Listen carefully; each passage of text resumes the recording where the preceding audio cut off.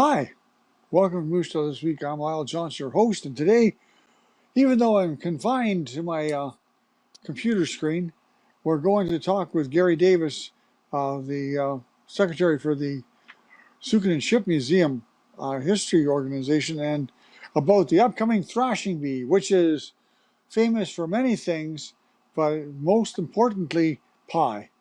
So, Gary, take it away. Thanks, Lyle. Glad to be here. So our annual Threshing Bee is taking place on September 10th and 11th this year. We celebrated our 50th anniversary in 2019. Wow. Then we missed 2020 because of COVID. Got back on track last year, and we're looking forward to a great show again this year. So we welcome people coming out the 10th and 11th of September. There's all kinds of things to see and do. We're going to have, of course, threshing, but we left some of the oats standing so we can demonstrate the binder. We can cut it with a binder, and people can stoop the oats, and then we'll haul them to the threshing machine to demonstrate that. We've got plowing demonstrations, rope making, blacksmithing. The blacksmith shop will be open. We also have a little Alice Chalmers pull-type combine with a 4-foot cut. Yeah. Modern combines probably cut 40 feet. This one cuts 4. And all kinds of demonstrations. And a big thing this year, too, is the grand opening on Sunday at 12:45 of what we call the Volman Building. 2 years ago, we were approached by a distinguished gentleman who has a big collection of antiques in a 48 by 84 building in the town of Lestock, which was adjacent to the town museum. And he was promised that when he was gone, the town museum would just take that on as part of their display. But now, like so many small town museums, it's closed. And his building is sitting there with all his stuff in it, and nobody gets to see it. So he came to us 2 years ago and said, if I build a 48 by 84 building here, can I move my collection?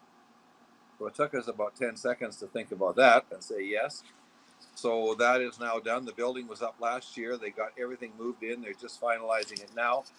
So on Sunday, we'll have the grand opening of the Volman Building, which will be a huge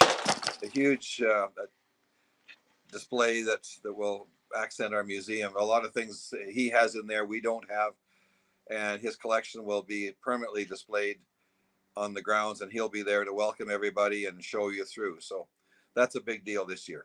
Of course, Lestock has, as you said, a lot of small communities have donated things, and so many of the things that are at the museum have been from donations, like the John Diefenbaker homestead, and there's a town or a couple of elevators that are out there that have been, and some of the buildings have been collected across southern Saskatchewan, like post office, beauty parlor, all that kind of stuff. It's just a really interesting day to come visit, and it's the special fact that it's the Threshing Bee Day makes it even better. That's right. The buildings have come from the Tilney Church, the Spicer School from near Briarcrest, the Baildon Railway Station, of course the town hall, or the hall from Mortlack we have there, elevator. So yes, it's a collection of interesting buildings. The comment we get from most people is, there's way more here than I thought.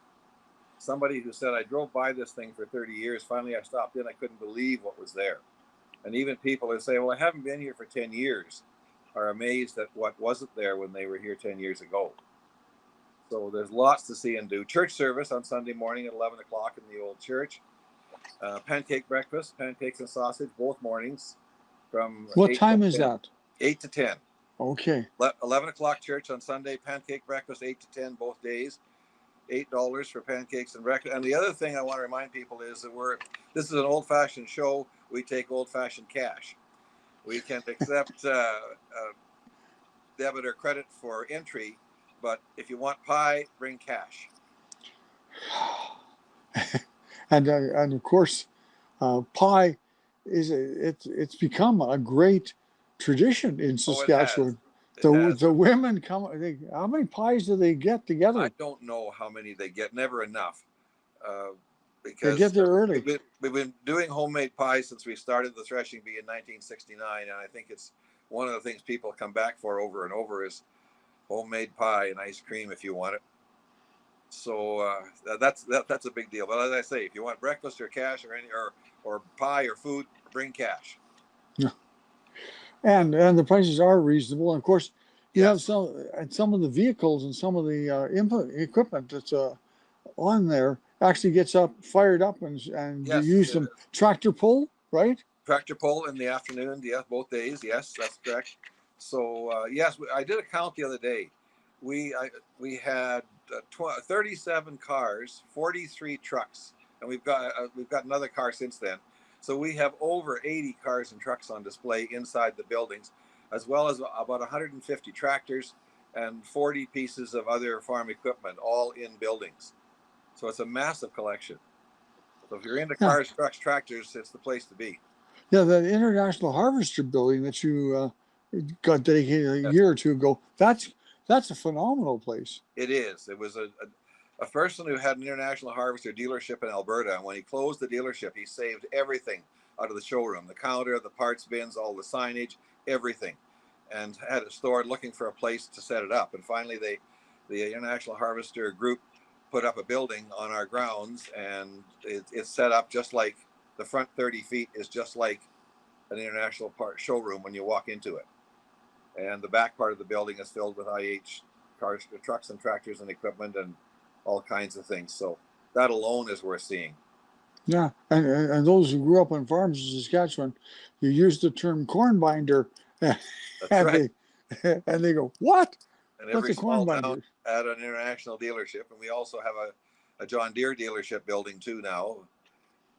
That we opened a few years ago. So plus a building full of Case IH and Alice Chalmers. We have a tremendous collection of stuff there. And the Founders Building, which you have a connection with.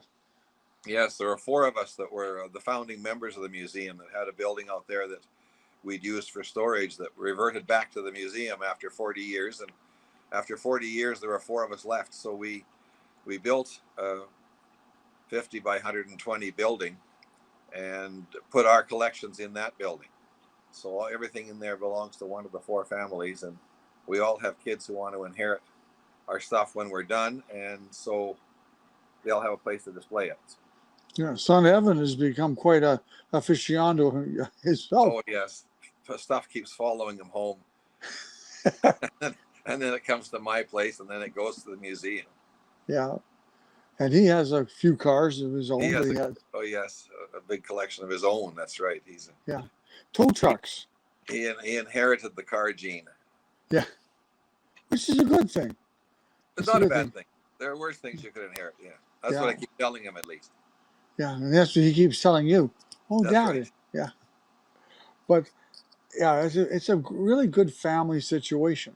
Not only for your family, but for all the other families in the community who want to come out for the day. Like the prices are reasonable, Yes, and the activities encompass everything that kids can do as well as adults can that's relive right. their childhood. That's right. Admission is the same as any other day. $10 for adults, and kids 6 to 12 are $5. You can get a 2 day pass for $16, and the food prices are very reasonable. Uh, so many places that where you have people at your mercy, they take advantage of that and charge exorbitant prices. And we do the opposite. We try and keep our prices down so people can afford to bring the family out and come back another day.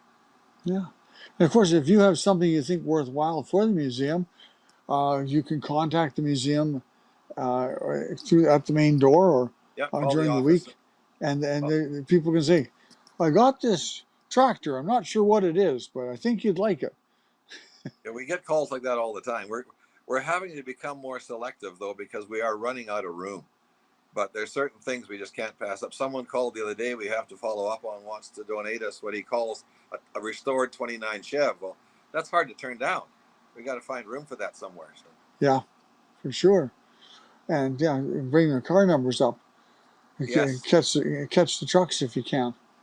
we just Yeah. got this last week. Grandma's '66 Rambler Ambassador Oh, that she bought new. It's been stored for many years. Hasn't run, we don't think, since 1974. But and the mice were quite happy in the trunk. But we chased them out and I'm cleaning it up now, and it's going to be a nice display piece. It's a little new, but they get old. And we were given a 48 Buick many years ago and thought that was way too new, but we took it anyway. Now we're happy we have it. So Yeah, for sure. it got Well, old. yeah. The rest of us didn't, but Yeah. You don't get old. The oh other no, people get old. No. no. Anyway, Gary, I want to say thanks for getting a hold of us and helping us be aware of the things that go on continually at the museum. Of course, Wednesdays is working day out there, That's and if right. you That's if right. you, if Welcome you volunteers. If you're sitting at home with nothing to do and you'd like to come out and give us a hand, pack a lunch and come out on Wednesday in the summer, and we'll find a fun job for you to do. Lots of great people to work with, and it's a great place to be. that's for sure. And that's September 10th and 11th. That's right, September 10th and 11th. Starts at 8 o'clock in the morning for pancake breakfast and goes all day long with That's right. different events. Campsites available too if you want to come in for the weekend. Yes. $20 for the whole weekend, and that can be from Thursday till Monday if you want. But if you come Thursday, you'll probably get put to work on Friday helping us set up. But you're welcome to stay the whole weekend for $20 unserviced camping.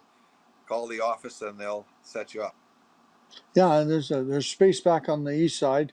Yeah, Yeah, but it's so much to see and so much to do, and it's just the right time of year to have this kind of celebration it is. of thrashing. So thank you guys for doing that, and Well, hope you have a good sunny day. Not too hot though. let's hope. Okay. Thanks, Well, Lyle. thanks, Jerry Davis, for talking to us about the Sukanen ship thrashing bee, 10th and 11th of September. Make sure you get a plan and keep some space in your stomach for that pie. Yum. So thanks for you for watching, and thanks for our guests for being here. We'll see you again soon on Moose Jaw this week.